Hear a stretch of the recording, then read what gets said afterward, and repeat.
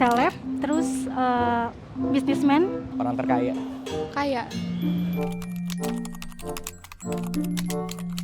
Top 5. Keempat kelima lah. Antara itu. Kayaknya 5 deh. Mungkin triliun kali ya, tapi aku nggak tahu sih. Berapa miliar ya? Ya mentok 1 triliunan lah. 1 triliun. Raffi Ahmad suka disebut-sebut sebagai artis yang paling sultan se-Indonesia. Tapi apakah benar? Kalau dia sekaya itu, kenapa Raffi nggak pernah masuk daftar orang terkaya versi Forbes?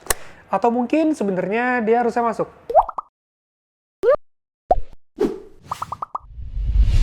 Raffi ini kerjaannya banyak banget. Dia masuk TV iya, punya YouTube iya, punya klub bola iya, punya F&B iya, dan seterusnya. Sebenarnya mustahil kita bisa lihat isi dompetnya Raffi secara akurat, karena itu cuma Mbak Nagita yang bisa.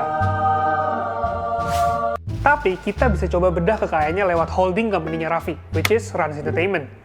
Meskipun belum jadi perusahaan publik, tapi di tahun 2021 Rans ini diinvest sama MTech Group. Ya ini yang punya SCTV, Indosiar, Bukalapak, dan lain-lain. Sama video.com juga tuh bang. Gua kalau nonton bola di situ tuh. Iya, tapi ya udah. Jadi, si MTech ini tuh beli 17%-nya Rans, dengan valuasi Rans yang saat itu senilai 1,46 triliun. Tapi di wawancaranya baru-baru ini, kata Raffi, valuasinya Rans itu sekarang udah naik 2 kali lipatnya, yaitu jadi senilai 3 triliun rupiah. Kapan ya bang gue bisa kayak si Raffi tuh? Makanya elu kalau kerja tuh yang keras. Ini juga kerja bang. Ya udahlah, terserah. Nah, makanya dari perhitungan ini aja ditaksir kekayaannya Raffi itu bisa mencapai sekitar 400 miliar atau bisa jadi lebih. Tapi sekali lagi, yang bisa tahu selain Raffinya sendiri ya cuma ibu satu ini.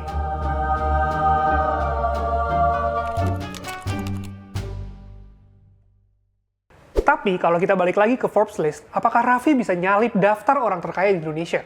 Oke, ayo kita cek. Di websitenya Forbes, di list orang terkaya tahun 2023, kalau kita scroll terus ke bawah, bisa kita lihat ada Pak Sabana Prawira Wijaya dengan kekayaan sebesar 940 juta dolar. Nah, kalau Raffi dengan harta sebesar 400 miliar rupiah, kalau dikonversi ke dolar nilainya ya jadi cuma sekitar 26 juta dolar doang. Bang, kakak doang itu, ya Allah. Iya, cuma ini kan kita bandinginnya sama 50 orang terkaya Indonesia. Makanya bisa dibilang Raffi ya masih jauh. Tapi sekali lagi, ini cuma estimasi basic doang. Raffi dan keluarga pasti punya banyak banget bisnis-bisnis lainnya yang mungkin nggak semuanya ditawain publik. Karena sekali lagi, Cuma Ibu Nagita yang tahu.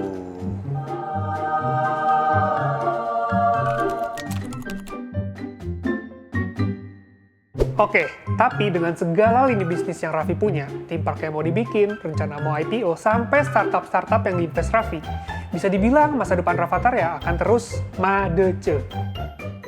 Tapi meskipun Raffi di video ini nggak bisa kayak mereka-mereka, tapi ya mereka-mereka juga nggak bisa seperti Raffi.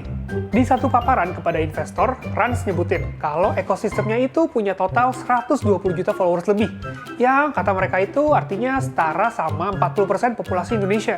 Mungkin kalian anggap ini biasa aja, tapi ada satu cerita lucu di mana Raffi dan Nagita tuh lagi nginep di suatu hotel bintang 5 di Belanda.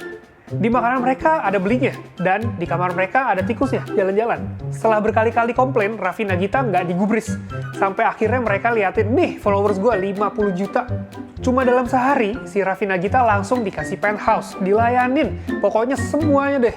Dan ini adalah currency yang berlaku dan diakui di seluruh dunia. Dan nggak semua orang kaya punya ini.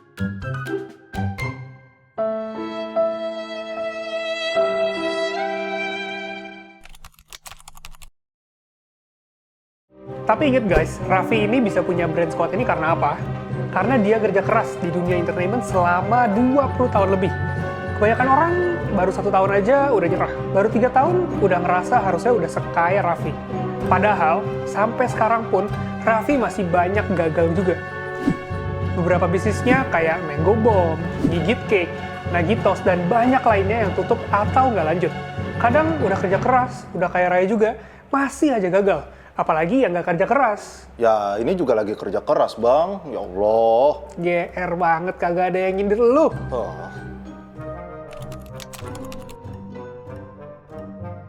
Tapi intinya, ternyata Raffi yang sesultan ini aja masih banyak yang jauh lebih sultan lagi. Makanya, satu hal yang bisa kita pelajarin dari sini. Kalau dari satu Raffi aja yang bahkan nggak masuk Forbes Rich 50, kita udah bisa belajar banyak, apalagi kalau kita pelajarin list ini satu persatu. Gimana mereka jadi kaya, apa yang mereka lakuin, bisnisnya di bidang apa aja, apa yang bisa ditiru, dan seterusnya. Coba deh lakuin ini. Atau mungkin kita akan bikin video-video mereka satu persatu. But either way, ya semoga ketularan ya suksesnya. Amin. Buat penonton, bukan buat lo.